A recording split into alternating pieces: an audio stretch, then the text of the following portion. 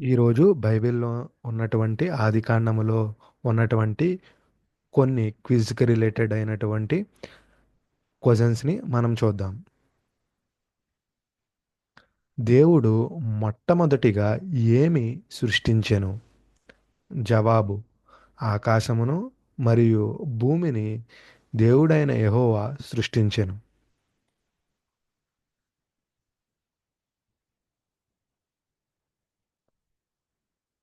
ఆదికాండము ప్రకారము దేవుడు ఎంత రోజులలో సృష్టిని చేసెను? జవాబు: 6 రోజులలో దేవుడు సృష్టిని సృజించెను. దేవుడు ఏడవ రోజున ఏం చేసెను? జవాబు: దేవుడు ఏడవ రోజున విశ్రాంతి తీసుకొనెను. దేవుడు రెండవ రోజున ఏమి సృష్టించెను? జవాబు: ఆకాశము. ఆదికాండము మొదటి అధ్యాయము 6వ వచనము నుంచి 8వ వచనం వరకు గల భాగములో వ్రాయబడి ఉన్నది. 6 రోజుల సృష్టిలో మానవుల్ని దేవుడు ఏ రోజు సృష్టించెను? జవాబు: 6వ రోజున దేవుడు మానవుల్ని సృజించెను.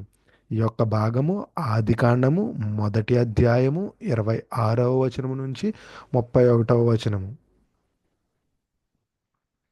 దేవుడు ఏ వృక్ష ఫలము తినకూడదని ఆదామునకు హెచ్చరించాను? జవాబు: మంచి చెడు తెలిసే వృక్షము. ఈ యొక్క భాగము ఆదికాండము 2వ అధ్యాయము 16వ వచనము నుంచి 17వ వచనము మధ్య గల భాగములో వ్రాసి ఉంచెను. దేవుడు హవ్వను ఎక్కడ నుండి సృష్టించెను? బైబిల్లో ఆదాము హవ్వ అనేవారును దేవుడు సృష్టించనని మనకి రాయబడి ఉన్నది. అయితే ఆదామును దేవుడు సృష్టించినట్లు మనము చూస్తున్నాం. అయితే హవ్వను దేవుడు ఎక్కడి నుండి సృష్టించాను? జవాబు: ఆదాముని పక్క ఎముక నుండి హవ్వను సృష్టించాను. ఆదికాండము 2వ అధ్యాయము 21వ వచనం నుంచి 22వ వచనము గల మధ్య భాగములో ఉన్నది. ఆదామునకు మరియు హవ్వకు ఏ తోటలో నివాసం ఏర్పాటయింది? జవాబు: ఏదోను తోటలో ఆదామునకును హవ్వకును నివాసం అనేది ఏర్పాటైనదిగా మనము ఆదికాండము 2వ అధ్యాయము 8వ వచనంలో చూస్తూ ఉంటాం. నోవాహుకు దేవుడు ఎన్ని ఏళ్ల వయసులో ప్రళయంపై సూచన ఇచ్చెను?